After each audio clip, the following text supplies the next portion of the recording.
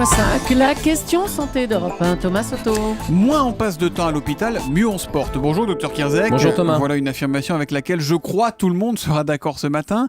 Mais peut-on aller plus loin, Gérald, et se dire que moins on passe de temps à l'hôpital, mieux on est soigné? C'est possible ça? En tout cas, aussi bien soigné, c'est tout l'enjeu de la chirurgie ambulatoire. C'est-à-dire vous rentrez le matin à l'hôpital, vous êtes opéré dans la journée et vous ne dormez pas sur place, vous rentrez chez vous le soir. C'est aussi une priorité ministérielle puisque la ministre de la Santé a fixé un objectif en ce début du mois d'octobre rose, notamment sur le cancer du sein, où elle veut que 8 femmes sur 10 soient opérées en chirurgie ambulatoire, alors qu'actuellement on est plutôt pour le cancer du sein. On rentre le matin, on sort le soir. On rentre le matin, on sort le soir, alors qu'on est plutôt autour de 17% des cas de chirurgie actuellement pour le sein qui sont effectués en ambulatoire, donc il y a encore de la marge de progression. Alors au-delà de ces opérations du cancer du sein, pourquoi et dans quel cas c'est possible la chirurgie ambulatoire? Alors, la moitié des actes opératoires de chirurgie ambulatoire concernent la cataracte, donc les yeux, la chirurgie de la main, la circoncision, les varices et les ménisques, l'opération des genoux. Donc, ce sont des interventions qui sont maintenant bien rodées en ambulatoire, surtout dans le secteur privé plus qu'à l'hôpital public.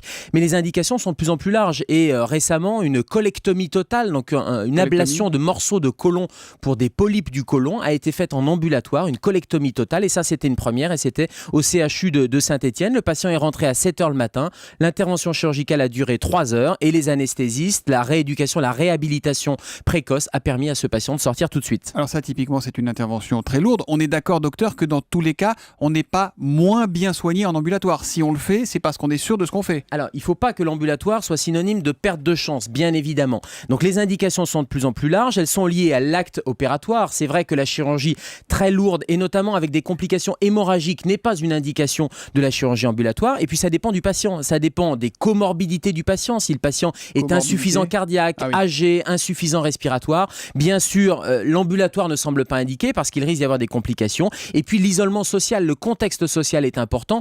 Juste, vous ne devez pas passer la nuit seul, la nuit qui suit l'intervention chirurgicale. Et puis il faut que la distance maison-hôpital soit raisonnable au cas où il y a une complication. On pourrait très bien avoir à ce moment précis une question de Marisol Touraine dont vous parliez avec le hashtag un matin qui nous demanderait: docteur, combien peut-on économiser aujourd'hui en optimisant la chirurgie ambulatoire? Vous savez le dire ou pas? Alors là les rapports sont un peu différents. La Cour des comptes avait dit 5 milliards d'économies, la Fédération hospitalière de France avait dit 10 fois moins, 500 millions. En tout cas, ce qui est important, c'est de pouvoir, si jamais le patient est prévu en ambulatoire, de pouvoir garder un lit d'hospitalisation. J'allais dire, ne pas mettre la charrue avant les bœufs au cas où, parce que la population vieillit, plus de 2 millions de personnes dépendantes, et on voit qu'au fur et à mesure des années, ça va être difficile pour ces patients-là. Il est la nuit aux urgences et le matin avec vous à 7h-5 pour la question santé d'Europe 1. C'est le docteur Kierzek. À demain, Gérald. Bonne journée Thomas.